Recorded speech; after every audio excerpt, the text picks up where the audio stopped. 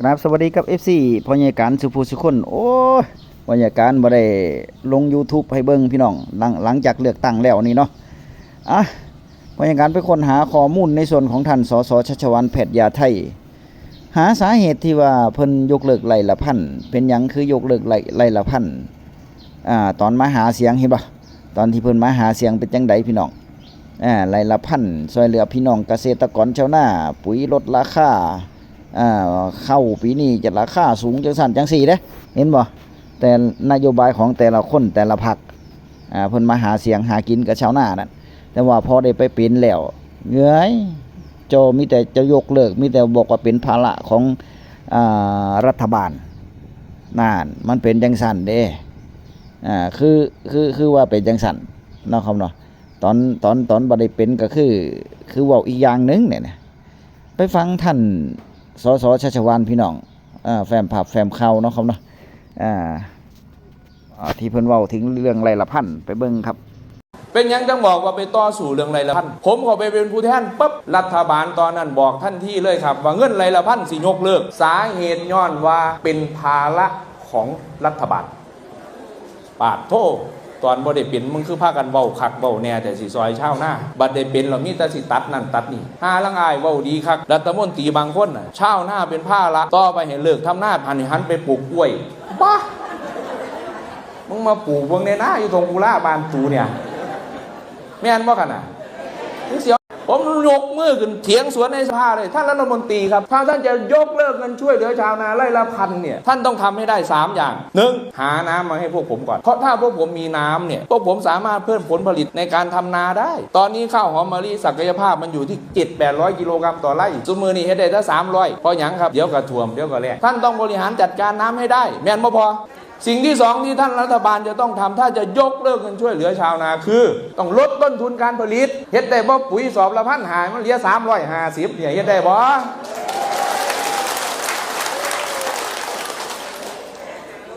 สิ่งที่3ครับที่ท่านต้องทำเลยคือราคาผลผลิตเขานี่เฮ็ดยังไงมันยังสิคงทีบอกโลดว่าปีหน้ากันเฮ็ดหน้านี่ขายได้เลย15 บาทนี่บอกมาเลยแม่นว่าพอบ่ต้องให้มารุ่นอันนี้เดี๋ยวก็เที่ยวรุ่นว่าปีนี้มันสิซ้ำราคาฮอมานั่นก็คือแฟ้มภาพแฟ้มข่าวจากท่านสสชัชวาลแพทย์ยาไทยตอนที่เพิ่นลงพื้นที่หาเสียงเนาะครับเนาะแต่ว่าเพิ่นก็แจ้งเหตุผลมาว่าเป็นเพราะอีหยังเกษตรกรถึงเงินไหลละมีปัญหาเรื่องเงินไหลละพันน่ะล่ะเป็นเพราะอีหยังเนี่ยเพราะว่าท่านสสชัชวาลนี่เพิ่นก็ติดตามเนาะแล้วก็ขอให้ช่วยเหลือพี่น้องเกษตรกรชาวนามาโดยตลอด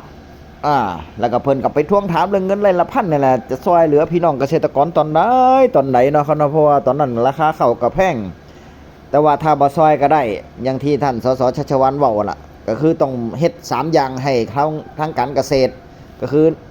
ให้เกษตรกรมีแหล่งน้ำมีแหล่งน้ำมีราคาสินค้าให้มันคงที่คงทนนะครับเนาะแล้วก็รวมไปถึงในส่วนของด้านการผลิตทั้งการเกษตรนั่นนะปุ๋ยราคาถูกมีบ่นั่นนะทีนี้หันกลับมาส่องเบิ่งในส่วนของนโยบายของภูมิใจไทย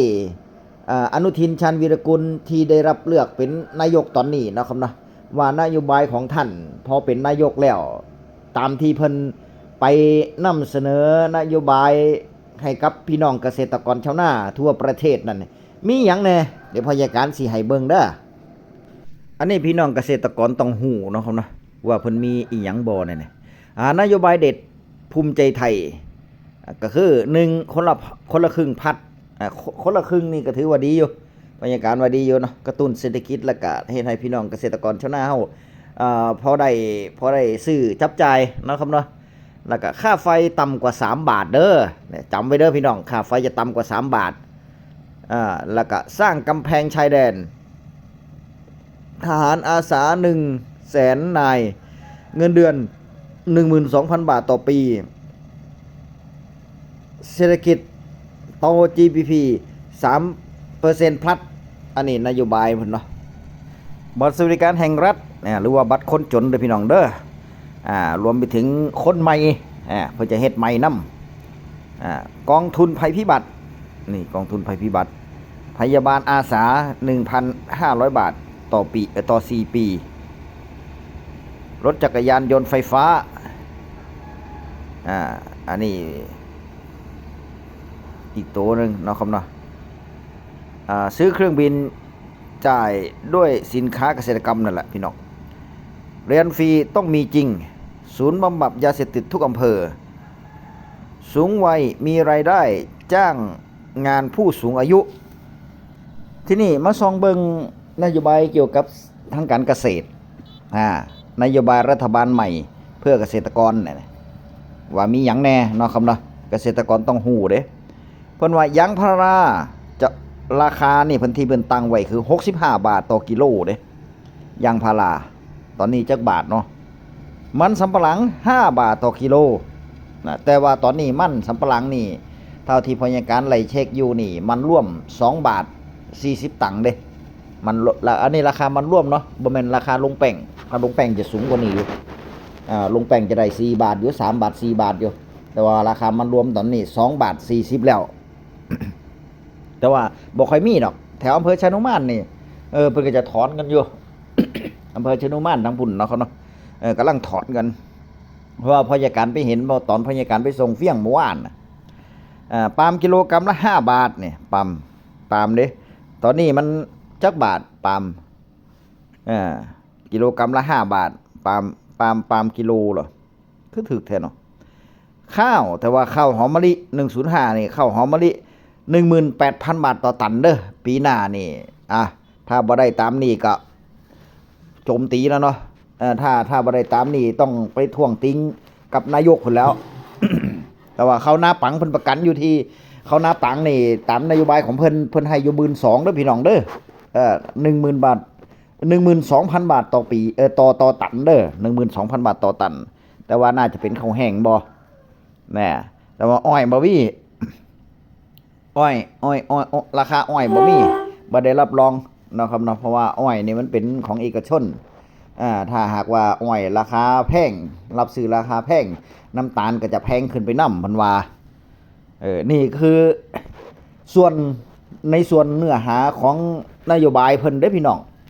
ตัวนี้นะครับเนาะเพราะฉะนั้นแล้วก็มารอเบิ่งอย่างเดียวล่ะว่าเพิ่นจะทำได้บ่แล้วก็อีกเรื่องนึงก็คือในส่วนของรัฐบาลนี่เป็นรัฐบาลผสมดิพี่น้องในส่วนของท่านนายกอนุทินนี่ถึงแม้ว่าท่านได้เสียงหลาย200 กว่าที่นั่งสสแต่ว่าก็ต้องเอามาผสมอยู่ดีต้องให้มันได้300เพราะว่ามันจะได้แข็งทั้งนี้ทั้งนั้นก็มาระเบิงว่าพรรคไหนจะเข้าร่วมการเมืองพี่น้องอย่าไปซีเรียสเด้อพยาการบอกไว้เลย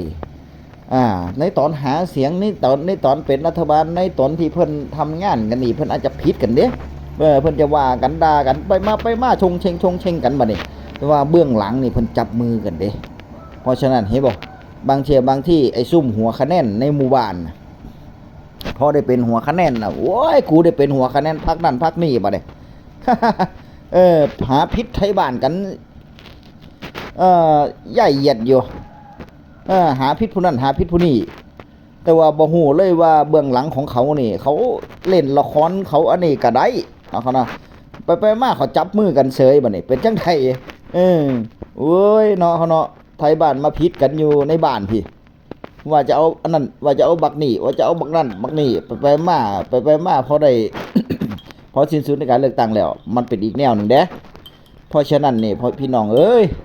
อย่าไปซีเรียสถึงเรื่องการเมืองนี่เพิ่นบอกว่า1อย่าไปเว้าในวงเขาเด้เฮากำลังกินข้าวกันนี่พ่อแม่ลูกอย่าไปเว้าเด้เรื่องการเมืองมันจะผิดกันกินข้าวบ่แซ่บอย่างที่2ถ้าเป็นเรื่องงานนี่อย่าไปเว้าพี่น้องอย่าไปเว้าเรื่องการเมืองเพราะว่ามันมีคนหักคนสร้างเนาะแต่ละคนสนับสนุนนี่ล่ะไปมาผิดกันเฉยแล้วไทยบ้านเฮามันบ่ได้แยกแยะนะอีกเรื่องนึงก็คือบางที่นี่ เฮาไปเว้ากับคนที่วุฒิภาวะต่ำพี่น้องเพิ่นก็จะเสียอยู่ด้านเดียวเด้เพิ่นนั่นจะเสียอยู่ด้านเดียวเด้เพราะฉะนั้นให้ระมัดระวังในพี่น้องเด้อในการเว้ากันจา อย่าไปหาพิษกันมันแล้วไปแล้ว หัวคะแนนกับพรปลนแน่มันแล้วไปแล้วเนาะเขาเนาะบ่แม่นว่าเสียงแข็งอยู่หั่นแล้ว บรรยากาศเห็นหลายผู้หลายคนแถวชุมชนมันพยากาศก็มีผิดกันซะยายเหยียดบัดนี้ว่ากูได้เป็นหัวคะแนนนี่กูเอ้ยหน้าแงนขึ้นฟ้าพุ่น พุ่นน่ะเพิ่นได้เป็นหัวคะแนนนี่โอ้ยซ้ำนี่ยังซ้ำนี่เนาะพี่น้องเนาะก็คือซุมนี่จะเสื้ออยู่ด้านเดียววุฒิภาวะเพิ่นต่ำนํพี่น้องพยาการว่าบ่ได้ว่าให้ไผเด้แต่ว่าเป็นบางคนแม่นอีหลีเด้แล้วไอ้ผู้ที่จ้างหัวคะแนนผู้ที่ไปเบิ่งหัวคะแนนเพิ่นก็ฉลาดเด้พี่น้องเอาอีนี่ละเอาหมอนี่ละมันเสียอยู่ด้านเดียวเวลามันได้เป็นแล้วมันโอ้ยมันทำงานดีเด้ซุมนี่นี่ ไปบอกไปจ๋าไปกล่าวจังสันจังสี่นั่นน่ะพี่น้องเอ้ยเนาะครับเนาะเศร้าเรื่องการเมืองพี่น้องต่อจากนี้ไปก็คือสิ้นสุดในส่วนของการเลือกตั้งแล้วก็มารอเบิ่งว่าหน้าตาของครม.เป็นจังใดและก็กระทรวงเกษตรและสหกรณ์นี่ตอนนี้นี่มีปัญหาว่าไผสิมานั่งแต่ว่าธรรมนัสก็คงบ่ยอมพี่น้องเพราะว่าธรรมนัสหาเสียงกับเกษตรกรหลายพื้นที่แล้วถ้าหากว่าเปลี่ยนมือนี่ท่านจะเฮ็ดจังใดโรงงานปุ๋ยดับสลายเลยแล้วพี่น้องแม่นบ่เพิ่นจะตั้งโรงงานปุ๋ยเด้เพิ่นว่าจะเอาปุ๋ยถูกมาให้พี่น้องเกษตรกรชาวนาเฮา แต่ว่าจังใดบ่ฮู้ล่ะเนาะครับเนาะรอเบิ่งว่ามันจะเป็นไปได้บ่เนาะครับเนาะมันจะเป็นไปได้บ่แล้วมันจะออกเวลาเฮ็ดโรงงานถ้าเฮ็ดโรงงานปุ๋ยขึ้นมานี่ธรรมนัสจะโปร่งใสบ่เนาะครับเนาะเพราะว่าทุกอย่างน่ะพี่น้องเอ้ยมันก็มีเงินพรเบิดนั่นน่ะเพราะยายการว่าถ้าบ่มีผลประโยชน์และถ้าบ่มีผลประโยชน์มันก็คงเฮ็ดยากไอ้ซุ่มที่อยู่นี่ก็คือได้ผลประโยชน์เบิดแล้วบ่แม่นน้อยๆพร้อมเด้แม่นบ่แม่นน้อยๆว่าแล้วบ่แม่นน้อยๆพร้อมได้หลายพร้อมล่ะอันนี้ก็คืออีกหนึ่งเรื่องราวพี่น้องในส่วนของแนวทางเนาะครับเนาะสรุปแล้วก็คือขออย่างเดียวเงินไหลละพันอย่าป๋าอย่าทิ่มเงินไหลละพันปี69ให้มาเร็วๆเงินไหลละพันปี69ให้ท่านสสชัชวาลฝากติดตามนำเนาะครับเนาะไอ้คนที่บอกว่าเป็นภาระของทางรัฐบาลเป็นภาระของประเทศเอาออกไปอย่าเอาเข้ามาไอ้พวกนี้นี่